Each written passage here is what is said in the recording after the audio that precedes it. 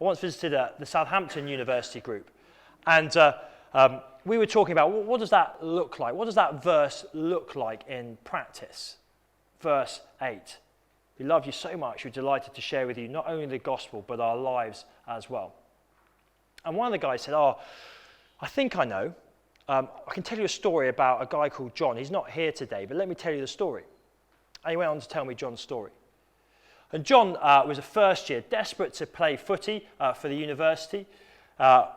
Pretty unlucky in the freshers' trials, didn't quite get into the squad, but decided to remain committed anyway.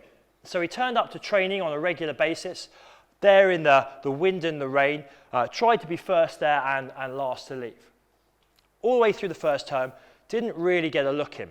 Didn't really get a look in at all. He had a couple of games for the twos, but he was committed. Anyway, the Southampton footy team went through a whole load of injuries right at the end of the first term. And at the beginning of the second term, John got called up to play for the firsts. Now, as you can imagine, he was absolutely delighted. Delighted. So he texting all his mates, telling his friends, his family, isn't this fantastic? I'm playing for the university first team football. Day came, and they were taking a minibus to play a university a few hours away. So they jumped in the minibus and off they went, and typical in this country, they got stuck in traffic on the way to the game. And it was severe traffic, there'd been an accident, so they were hardly moving. And the kickoff time was approaching faster and faster and faster.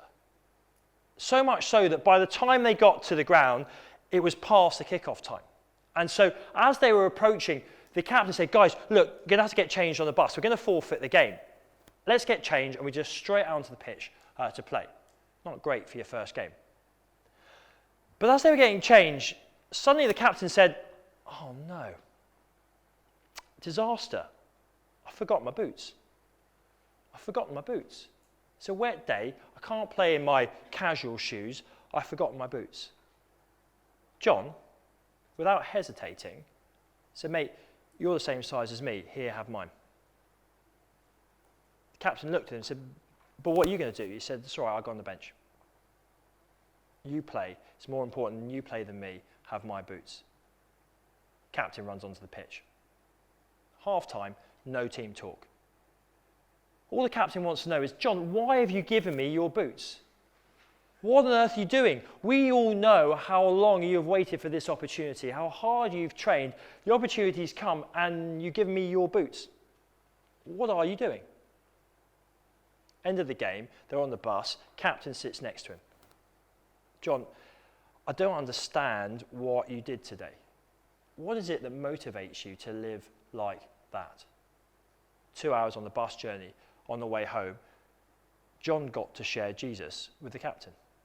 He hardly knew him, but because he gave him his boots, it opened the door to the gospel. He shared Jesus Christ with him. 6 weeks later, the captain came along to the university Alpha course. About 3 months later, the captain gave his life to the Lord Jesus. Why? One guy in one football club gave him his boots. Because we loved you so much, we were delighted to share with you not only the gospel of God, but our lives as well.